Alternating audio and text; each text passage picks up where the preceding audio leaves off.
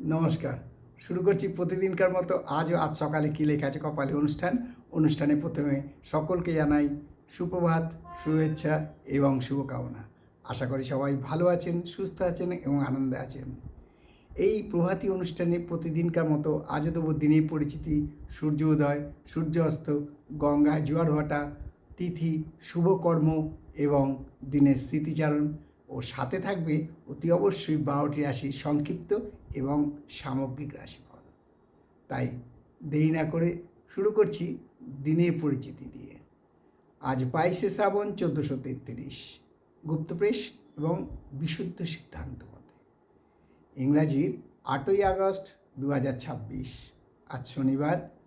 আজকে সূর্য উদয় হয়েছে ভোর 5টা 10 মিনিটে এবং সূর্য অস্ত যাবে সন্ধে 6টা 13 মিনিটে। আজকে তিথি চলছে দশমী তিথি এবং এই তিথি চলবে বেলা 11টা বেজে 45 মিনিট পর্যন্ত। তারপর লাগবে একাদশী। আজকে গঙ্গায় জোয়ার আসবে বেলা বলবো না, বিকেল 5টা 44 মিনিট এবং আগামীকাল সকাল 5টা 49 মিনিটে। আর ভাটা বেলা 10টা 34 মিনিট এবং রাত্রি 10টা 39 মিনিটে। আজকে যেটা নিয়ে আমি একটু তাড়াহুড়ো করছি সেটা হচ্ছে আজকের দিনের স্মৃতিচারণ নিয়ে। আজ বিশ্বকবি রবীন্দ্রনাথ ঠাকুরের তিরোধান দিবস। যিনি স্বাধীনতা সংগ্রামের প্রথম পদক্ষেপ হিসেবে নিজের নাইট উপাধি ত্যাগ করেছিলেন এবং তিনি বলেছিলেন যে দেশ আগে, উপাধি পরে। তিনি প্রথম নোবেল পুরস্কার পান প্রথম ভারতীয় হিসাবে। তারপর অনেকেই নোবেল পুরস্কার পেয়েছেন, কিন্তু তিনিই প্রথম নোবেল পুরস্কার পান ভারতীয় হিসাবে। আমরা গর্ববোধ করি এবং এই বিশ্বকবি রবীন্দ্রনাথ ঠাকুরের স্মৃতিচারণে তার শ্রীচরণ কমলে শ্রীপাদপদ্মে শতকোটি প্রণাম রাখি। তার লেখা বহু গল্প আজও আপনাদের সামনে নাটক হয়েছে, সিনেমা হয়েছে এবং সবাই আনন্দে সেটা দেখে উপলব্ধি করতে পেরেছেন যে তখনকার দিনের সমাজ ব্যবস্থা কীরকম ছিল আর বর্তমান সমাজ ব্যবস্থা কী হয়েছে। তাই তাকে স্মরণ করার আগে একটা বলি, সেই তার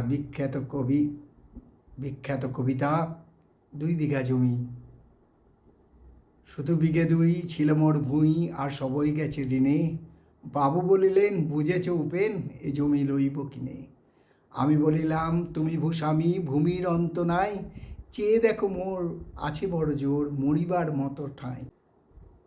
এই মরিবার মতো ঠাঁই সবারই একই অবস্থা, কিন্তু যদি কেউ সেটা কেড়ে নেয় তখন তার হৃদয়ে কীভাবে লাগে সেই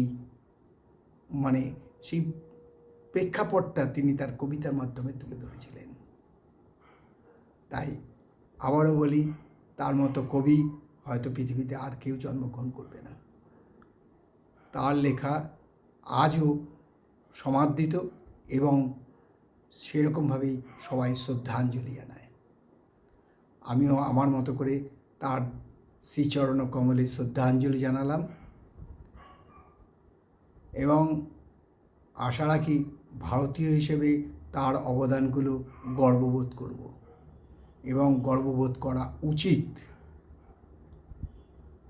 রবীন্দ্রনাথ ঠাকুর, কবি নজরুল, সুকান্ত, এদের মতো কবিতা, এদের মতো লেখক, এদের মতো লেখক আর জন্মাবে না। মোহিতলাল মজুমদার, নবীনচন্দ্র সেন, কত নাম বলবো। সত্যিকারের তখনকার দিনে যেন ভগবান আমাদের ভারতবর্ষে পাঠিয়ে দিয়েছিলেন একগুচ্ছ অবতার। তাই আবারও বলি, তার শ্রীচরণ কমলে শ্রীপাদপদ্মে 100 কোটি প্রণাম। এবারে আসছি একটা বিশেষ আলোচনার কিছু অংশ নিয়ে। মহারাষ্ট্র থেকে পাঠিয়েছেন সুদীপ দেববর্মন।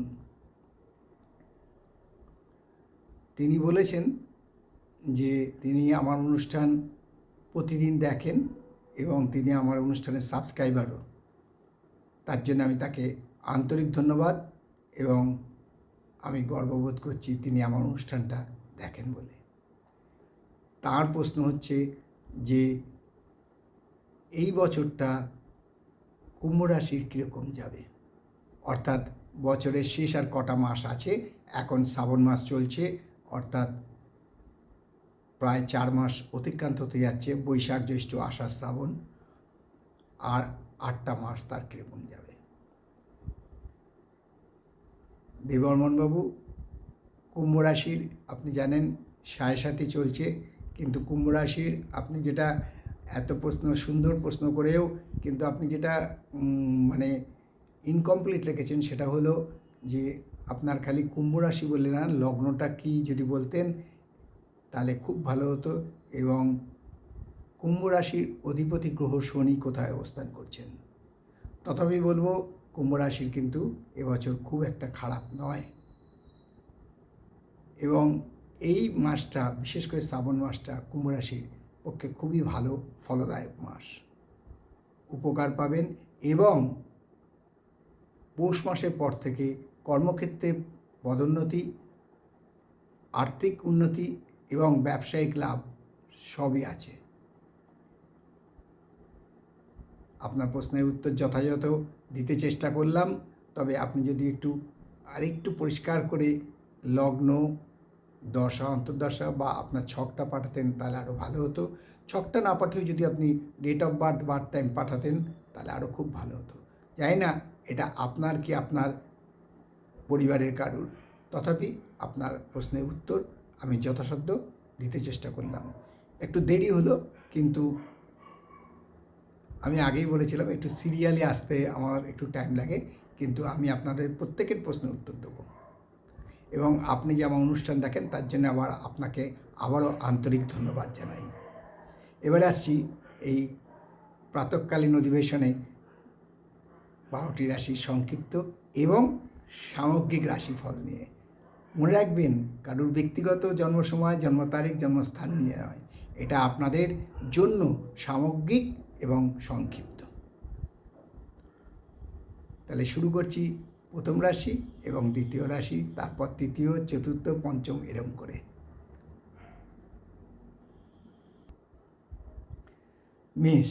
মেষ রাশি জাতকদের বলবো যাদের অ্যাস্তমা আছে, যারা হাঁপানি রোগী তাদের জন্য, বা হার্টের কষ্ট আছে, হার্টের রোগ আছে, তারা খুব সাবধান।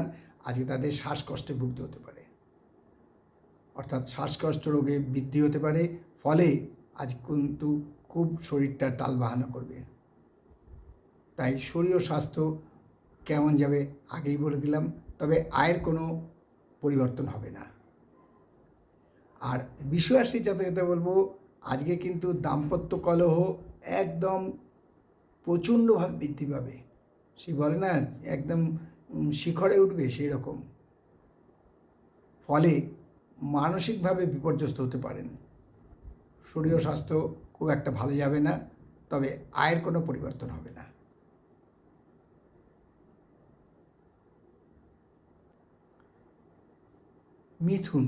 মিথুন রাশির জাতকদের বলবো আজকে খুব সাবধান। আজকে দাম্পত্য বিচ্ছেদ হওয়ার সম্ভাবনা প্রচণ্ডভাবে বিদ্যমান, ফলে মানসিক শান্তি একেবারে নিঃশেষিত হয়ে যেতে পারে। শরীর ও স্বাস্থ্য খুব একটা ভালো যাবে না, আয় বৃদ্ধি হবে না, বরঞ্চ আয়ের হ্রাস পাওয়ার সম্ভাবনা প্রচণ্ডভাবে বিদ্যমান।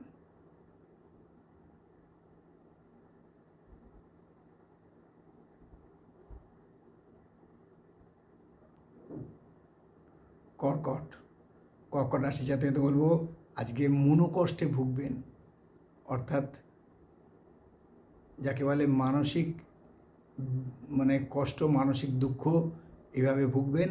তবে শরীর স্বাস্থ্য খুব একটা খারাপ থাকবে না, আয়ের কোনো পরিবর্তন হবে না। আর সিংহ রাশি জাতকদের বলবো আজকে কিন্তু খুব সাবধান।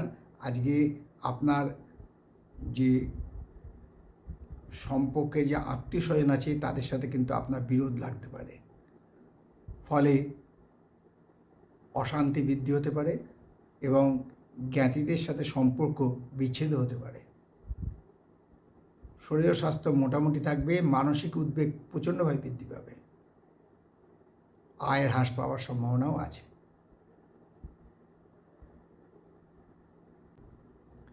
কন্যা রাশি জাতকদের বলবো আজকের দিনটা খুবই শুভ মিশ্রিত ফল পাবেন। কারুর থেকে আপনি সিম্প্যাথি লাভ করতে পারেন, ফলে আপনার ব্যবসায়িক লাভ প্রচণ্ডভাবে বিদ্যমান। ব্যবসায়িক লাভ প্রচণ্ডভাবে বিদ্যমান হওয়ার ফলে মানসিক শান্তি বৃদ্ধি পাবে এবং এর ফলে আয় বৃদ্ধিরও সম্ভাবনা আছে।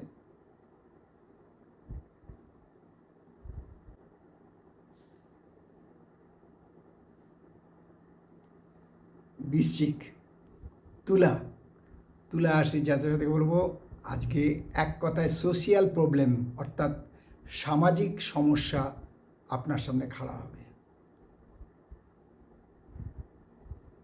অনেকে বলে না ধর্ম সংকটে পড়েছি, সেরকম সামাজিক সংকটে পড়বেন, কি করবেন এই নিয়ে মানসিক চিন্তা বৃদ্ধি পেতে পারে।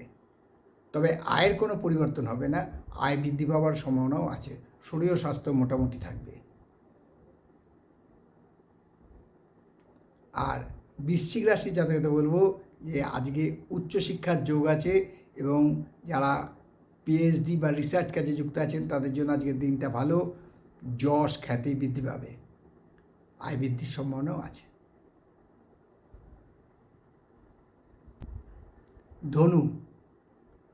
ধনুরাশির জাতকদের বলবো আজকে অনেক বিপদ থেকে নিজে রক্ষা পাবেন, অর্থাৎ এক কথায় যাকে বলে বিপদ মুক্ত। শরীর স্বাস্থ্য ভালো থাকবে, মানসিক চিন্তার বিকাশ ঘটবে, আয় বৃদ্ধির সম্ভাবনা আছে। আর মকর রাশির জাতকদের বলবো আজকে কিন্তু মকর রাশির জাতকদের প্রাপ্তি যোগ আছে। যারা শেয়ার বাজার বা লটারি জুয়া এসব খেলেন তাদের জন্য কিন্তু আজকের দিনটা শুভ, আয় বৃদ্ধির সম্ভাবনা প্রচণ্ডভাবে বিদ্যমান, শরীর স্বাস্থ্যও ভালো থাকবে।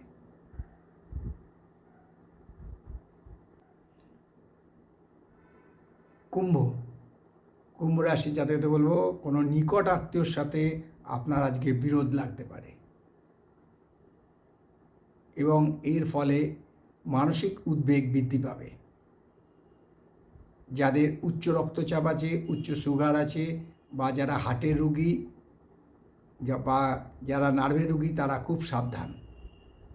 যতটা পারবেন মাথা ঠান্ডা রাখার চেষ্টা করবেন, ঝগড়াটা এড়িয়ে যাওয়ার চেষ্টা করবেন।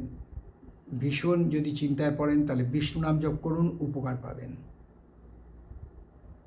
আর সর্বশেষ রাশি দ্বাদশ রাশি মীন রাশির জাতকদের বলবো আজকে বিনা কারণে অশান্তিতে আপনি জমিয়ে পড়বেন এবং এই অশান্তি বৃদ্ধি হবে, ফলে মানসিক শান্তি কিন্তু বিঘ্ন ঘটবে।